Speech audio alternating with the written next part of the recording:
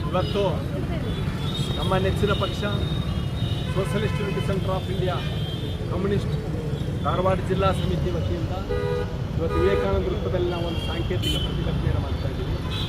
ಏನು ಕೇಂದ್ರ ಸರ್ಕಾರ ಏನು 11 ದಿವಸದೊಳಗಡೆ 4 ಸಲ ಇವತ್ತು ಪೆಟ್ರೋಲ್ ಡೀಸೆಲ್ ಬೆಲೆಯನ್ನು ಮಾಡಿದೆ. ಇವತ್ತು ಈಗಾಗಲೇ ಜನಸಾಮಾನ್ಯರು ಇವತ್ತು ಬೆಲೆ ಏರಿಕೆಯನ್ನೇ ತತ್ತರಿಸ್ತಾ ಇದ್ದಾರೆ.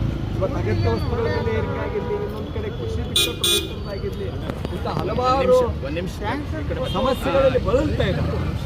ಈ ಪರಿಸ್ಥಿತಿಯನ್ನು ಅರ್ಥ ಮಾಡ್ಕೊಂಡು ಇವತ್ತು ಕೇಂದ್ರ ಸರ್ಕಾರ ಬೆಲೆ ಏರಿಕೆಯನ್ನು ಕಂಟ್ರೋಲ್ ಮಾಡಬೇಕಾಗಿದೆ. ಅದ್ರ ಬದಲಾಗಿ ಮತ್ತೆ ಪೆಟ್ರೋಲ್ ಡೀಸೆಲ್ ಬೆಲೆ ಏರಿಕೆಯನ್ನು ಇವತ್ತು ಜನಗಳ ಮೇಲೆ ಬೆಲೆ ಇರೋದು ಅತ್ಯಂತ ಇವತ್ತು ಅಮಾನವೀಯ. ಇದನ್ನು ನಾವು ತುಂಡವಾಗಿ ಖಂಡಿಸ್ತಾ ಇದ್ದೀವಿ ಸಿಪಿಐ ಕಮ್ಯುನಿಸ್ಟ್ ಪಕ್ಷ. ಈಗ ಪೆಟ್ರೋಲ್ ಡೀಸೆಲ್ ಅಂತಾರಾಷ್ಟ್ರೀಯ ಮಟ್ಟದಲ್ಲಿ ಇವತ್ತು ಕಚ್ಚಾ ತೈಲದ ಬೆಲೆ ಕಡಿಮೆ ಇದೆ. ಇವತ್ತು ಚುನಾವಣೆ 5 ರಾಜ್ಯಗಳ ಪಂಚಾಯತ್ ಏನು ಕಚ್ಚಾ ತೈಲದ ಬೆಲೆ ಜಾಸ್ತಿ ಇತ್ತು ಅಂತಾರಾಷ್ಟ್ರೀಯ ಮಟ್ಟದಲ್ಲಿ. ಅವಾಗ ಏರಿಸಲಿಲ್ಲ ಇವರು, ಯಾಕಂದರೆ ಎಲೆಕ್ಷನ್ ನಡೀತಾ ಇತ್ತು.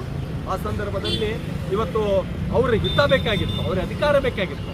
ಚುನಾವಣೆ ಮುಗಿದ ಮೇಲೆ ಇವತ್ತು ಈ ಬೆಲೆ ಏರಿಕೆ ಬರೆಯನ್ನು ಕೊಡ್ತಾ ಇದ್ದಾರೆ. ಇದು ಅತ್ಯಂತ ಖಂಡಿಸುವಂಥ ವಿಚಾರ ಇದು. ಇದ್ರ ಜೊತೆಗೆ ಇವತ್ತು ಇದೇ ಪೆಟ್ರೋಲ್ ಡೀಸೆಲ್ ಇವತ್ತೇನು ಜನಗಳ ಕೊರತೆನ ಅನುಭವಿಸ್ತಾ ಇದ್ದಾರೆ. ಆದರೆ ಇನ್ನೊಂದು ಕಡೆ ಇವತ್ತು ಈ ದೇಶದ ಅಂಬಾನಿ ಇವತ್ತು ತಾನು ಖರೀದಿ ಮಾಡಿರ್ತಕ್ಕಂಥ ಪೆಟ್ರೋಲ್ನ ಬೇರೆ ಬೇರೆ ದೇಶಕ್ಕೆ ಇವತ್ತು ರಫ್ತು ಮಾಡ್ತಾ ಇದೆ. ಆಮೇಲೆ ರಷ್ಯಾದಿಂದ ಅತ್ಯಂತ ಕಡಿಮೆ ದರದಲ್ಲಿ ಇವತ್ತು ಪೆಟ್ರೋಲ್ ಖರೀದಿ ಮಾಡಿ ಇವತ್ತು ಬೇರೆ ದೇಶಗಳಿಗೆ ಇವತ್ತು ಮಾರ್ತಾ ಇದ್ದಾರೆ. ಇದು ಅತ್ಯಂತ ಅಮಾನವೀಯ ಇದೆ. ಈ ಸಂದರ್ಭದಲ್ಲಿ ನಾವು ಇದನ್ನು ಖಂಡಿಸ್ತಾ ಸರ್ಕಾರ ಈ ಕೂಡಲೇ ಈ ಬೆಲೆ ಏರಿಕೆ, ಪೆಟ್ರೋಲ್ ಡೀಸೆಲ್ ಬೆಲೆ ಏರಿಕೆಯನ್ನು ಇದೆ ಅದನ್ನು ಕಡಿಮೆ ಮಾಡಬೇಕು.